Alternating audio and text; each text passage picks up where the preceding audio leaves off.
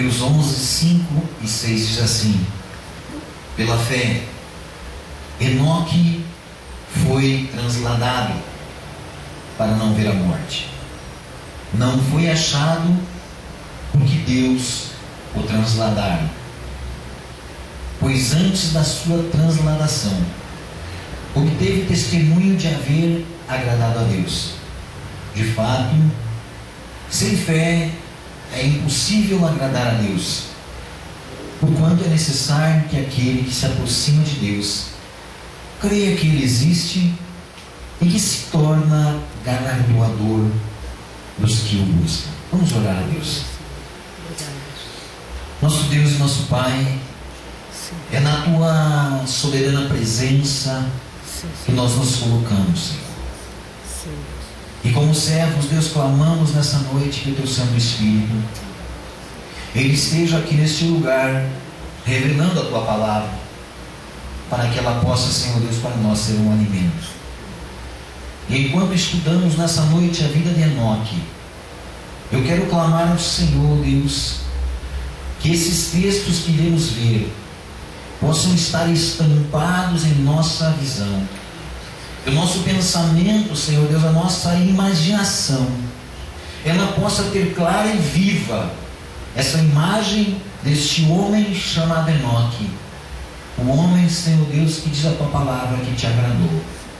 Por isso, Pai, eu Te peço agora, Deus, que o Senhor esteja fazendo em nós, revelada a Tua palavra, para que possamos estar aprendendo um pouco mais. Eu repreendo nessa noite toda dor de cabeça, toda tontura, problemas de pressão.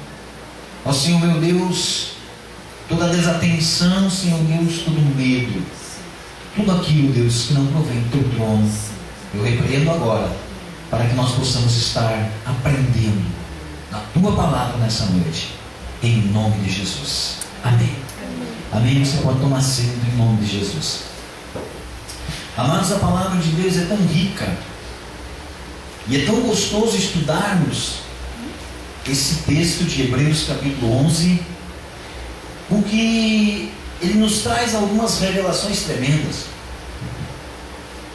E alguns dias atrás eu compartilhava com uma pessoa amada sobre esse estudo que nós estamos fazendo aqui na igreja, sobre a natureza da fé, sobre esses testemunhos da fé, para que nós não tenhamos uma fé de andar somente, amados, numa fé vitoriosa, numa fé que acontece agora, uma fé que, se porventura algo que nós orarmos não acontecer, é porque eu não tenho fé. Porque é muito fácil, eu já tenho falado isso aqui nos cultos de domingo, é muito fácil eu chegar para você e dizer assim que você não tem fé, que não alcança alguma coisa.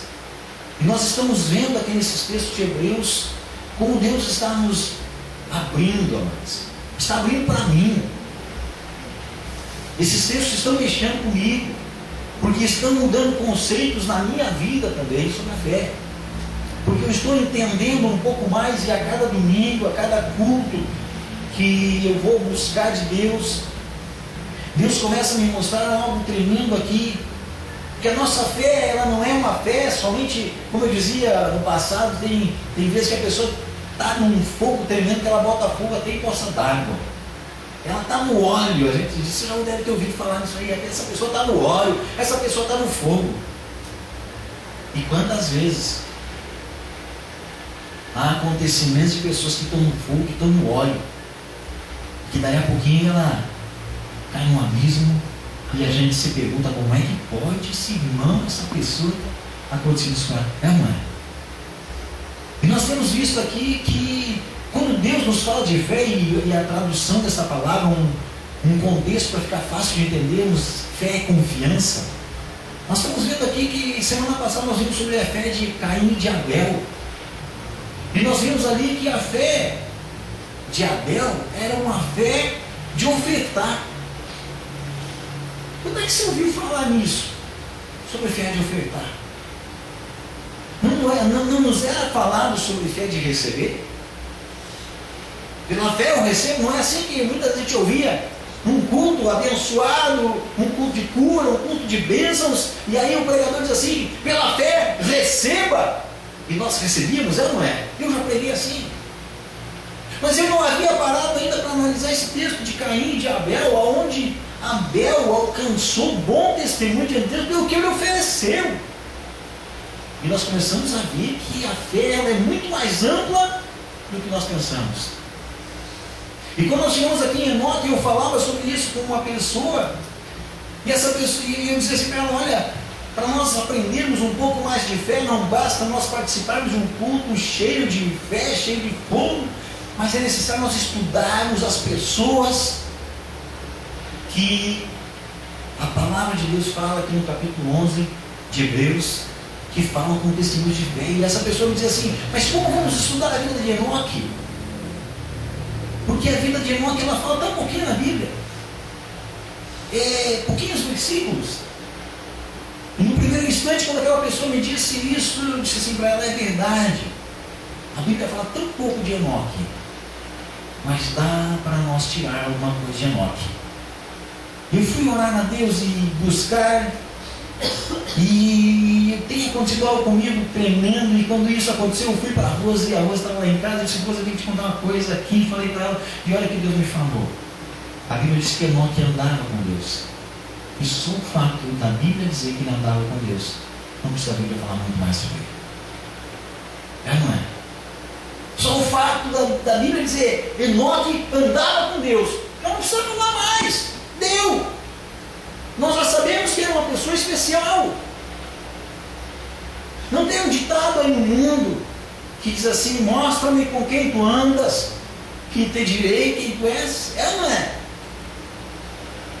E se a pessoa, se as amizades dela são pessoas envolvidas no mundo da droga, essa pessoa, a não ser que ela tenha um grande chamado de estar lá nesse meio pregando para essas pessoas, de estar nesse meio tirando essas pessoas dali, essa pessoa está propensa a ser um drogado.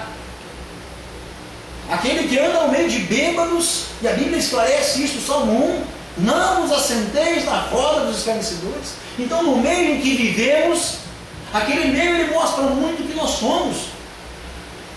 E você e eu que vivemos no meio cristão, como nos agride os ouvidos quando nós ouvimos um palavrão, não é assim? E no passado, quando não conhecíamos a verdade, não conhecíamos a palavra de Deus, aquilo parece que entrava por um ouvido e saía pelo outro. Mas hoje que nós conhecemos a verdade, quando ouvimos um palavrão, quando ouvimos alguma coisa errada, quando vemos, isso aí nos agride. Por quê? Porque estamos andando com Deus. Então, quando olhamos para a vida de Enoque, amados, e começamos a ler, e a Bíblia diz que ele agradou tanto a Deus, que Deus o arrebatou, que Deus levou ele com Deus, ele não foi encontrado morto, mas Deus o levou. É só nós olhar. Enoque andava com Deus, chega. Tá bom. Tá bom. Já temos um traçado da vida de Enoque. E não precisa a Bíblia falar muitas coisas sobre a vida dele. Muitas vezes nós pensamos, amados, que nós precisamos fazer grandes coisas para ter o nosso nome reconhecido. Não. Não são as grandes coisas, mas são pequenas coisas feitas com continuidade. Dia a dia, dia a dia, dia a dia. Não falando que hoje está lá em cima, amanhã lá embaixo. Depois amanhã lá em cima, depois lá embaixo. Não. Dia a dia. Parei. Subindo, crescendo na fé. Crescendo no Senhor dia a dia. Mas a Bíblia fala, amados, sobre Enoque. Eu gostaria de chamar você para uma atenção especial aqui. E outra coisa que Deus também me mostrou aqui, antes de nós darmos uma estudadinha nessa vida de Enoque, lá no capítulo do Gênesis, lá no início, foi que o versículo 5 e o versículo 6, por isso que nós lemos os dois hoje, eles estão interligados. Porque o versículo 5 ele termina dizendo: pois antes de sua transladação obteve testemunho de haver agradado a Deus. E o versículo 6 começa dizendo: de fato, sem fé é impossível agradar a Deus, porquanto é necessário que aquele que se aproxima de Deus creia que Ele existe, que se torna galardoador dos que o buscam.